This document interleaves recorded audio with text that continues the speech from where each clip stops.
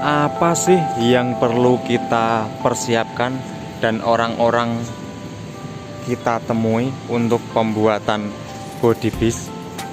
Nah, teman-teman perlu ketahui apa saja tahapan yang perlu kita laksanakan untuk pembuatan body bis atau ingin membeli bis pada sebuah kendaraan yang teman-teman impikan. Nah, ada 5 hal atau 5 tempat, 5 orang yang bisa kita temui untuk melaksanakan hajat kita membuat body bis, teman-teman. Nah, apa saja itu? Sebenarnya ada 4+1 karena yang satunya ini kadang ada yang melakukan, kadang enggak. Jadi 4 yang wajib, yang satunya ini tambahan. Apa saja? Yuk kita bahas. Oke teman-teman, kali ini kita akan membahas 5 orang atau 5 tempat yang perlu didatangi atau dikunjungi untuk mendapatkan bus impian teman-teman. Yang pertama pastinya teman-teman akan mengunjungi dealer atau ATPM atau apa ya? Kalau Hino, Mercy bisa banyak dealer di berbagai tempat. Tapi untuk Scania dan Volvo biasanya didatangkan langsung dari Jakarta ya teman-teman. Nah kalau untuk Hino teman-teman bisa per wilayah ada sih. Kayak di Semarang ada Duta Hino. Untuk di lain tempat ada yang lainnya. Seperti Jakarta sendiri, Jawa Barat sendiri, Jawa Timur sendiri. Sama dengan Mercedes-Benz ada CKP, ada TOP dan lain-lainnya. Nah teman-teman untuk tahap awal perlu untuk mendatangi dealer-dealer sasis tersebut untuk mendapatkan sasis impian teman-teman. Misal teman-teman sudah dapat sasis nih, misal kita sebut saja sasisnya MAN ya, karena tadi tidak saya sebut MAN, padahal ada pasarnya juga di Indonesia. Nusantara pakai MAN, Pemkot Semarang juga pakai MAN juga. Nah itu bisa menjadi awal teman-teman untuk membuat sebuah body bus atau bus impian teman-teman. Kemudian teman-teman silakan untuk datang ke karoseri atau menghubungi sales dari masing-masing karoseri, entah itu ke karoseri yang ada di Malang, Magelang, Jawa Tengah, ataupun yang ada di Ungaran, ataupun yang dimanapun. Nah teman-teman silakan pilih untuk karoseri kesukaan teman-teman masing-masing. Jadi karoseri manapun terserah, yang penting sasisnya dulu ada, atau teman-teman bisa kontak ke sales untuk tanya-tanya tentang sasis-sasis yang menjadi rekomendasi mereka. Itu juga salah satu cara untuk mendapatkan sasis yang teman-teman inginkan, karena sales-sales di karoseri itu banyak koneksinya dengan karoseri-karoseri. Nah, setelah kita mendapatkan kontak dari sales masing-masing karoseri teman-teman pastinya akan diarahkan untuk memilih tipe bodi sesuai dengan keinginan atau pasar dari yang dituju oleh yang teman-teman inginkan. Contohnya misal ke pariwisata, maka akan ditunjukkan spek-spek yang biasa atau biasa digunakan untuk pariwisata. Untuk akap mungkin akan diarahkan untuk yang biasa digunakan untuk akap. Tapi tenang teman-teman, karoseri-karoseri ini di Indonesia handal-handal, semuanya multi talenta, dan teman-teman bisa untuk mendapatkan spesifikasi sesuai keinginan dengan customer. Pastinya dengan kesepakatan antara pihak A dan juga B teman-teman. Nah itu bisa dibicarakan, karena karoseri di Indonesia ini saya rasa cukup mumpuni, peralatannya sudah keren-keren banget semua, dan bisa untuk membuat body bus keinginan teman-teman semua. Begitu.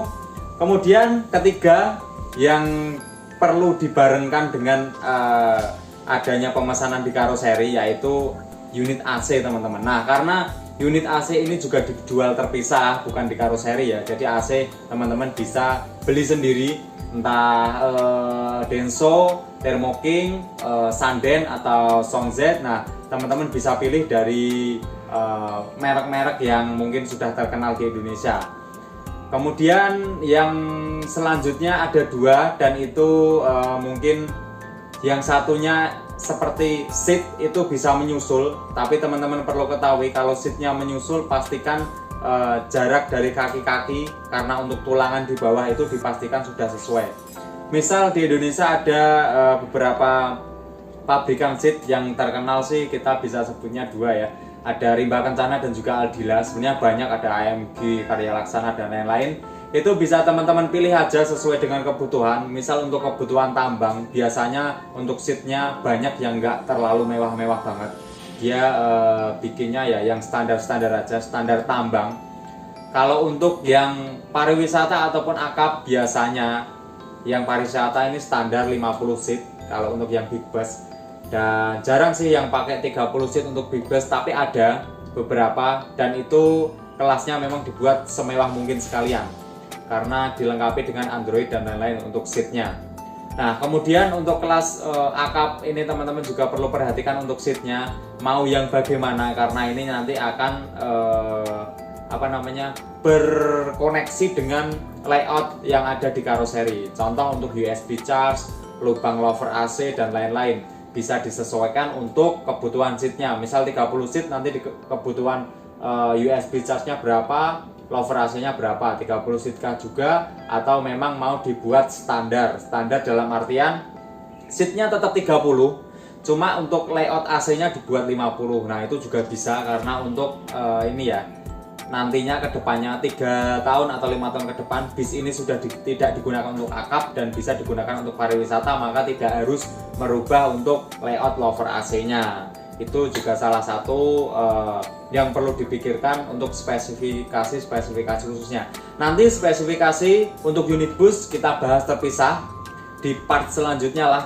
Untuk itulah biar ini ya, biar kita juga tahu spek pariwisata, spek tambang maupun spek akap itu seperti apa.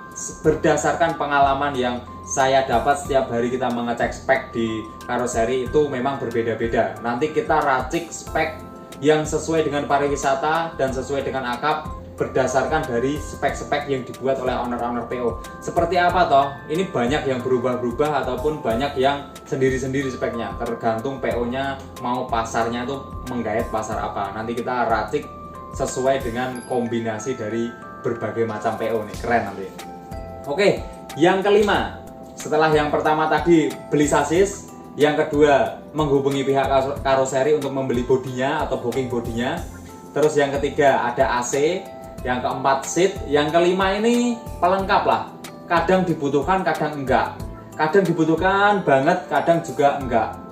Yaitu finance teman-teman, atau pembiayaan. Nah, kalau teman-teman belinya cash atau punya uang segar sendiri, ya udah nggak usah ke finance.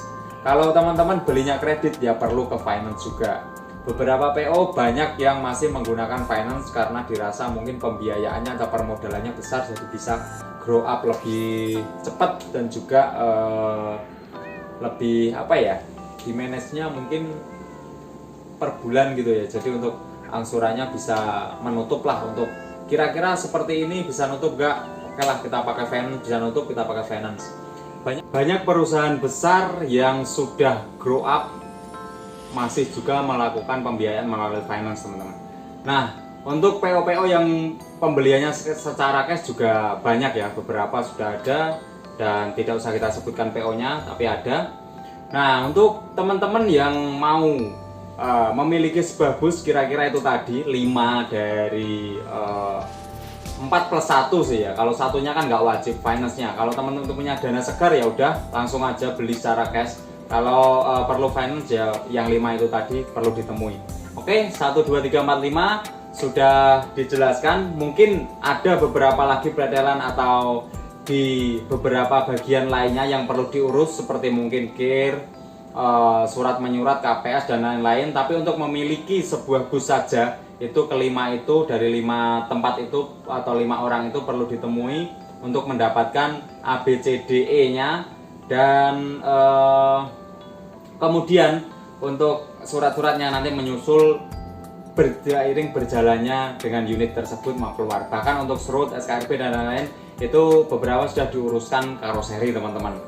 Nah, bagaimana sih karoseri membuat body bis? Teman-teman bisa simak di video saya yang ada di halaman utama. Itu ada proses pembuatan body bis di salah satu karoseri di Indonesia.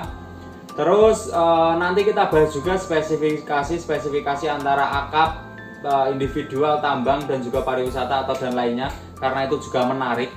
Karena selama ini sudah ngasto atau kerja di karoseri cukup lama, tapi jarang banget bagiin ilmu-ilmu karoseri yang ada. Bahkan 10% mungkin ya aku bagiin di karoseri, atau 5% doang. Yang lainnya ya konten-konten hiburan atau cuma informasi tok. Oke, buat teman-teman yang suka video ini silahkan di like, kalau nggak suka silahkan di dislike.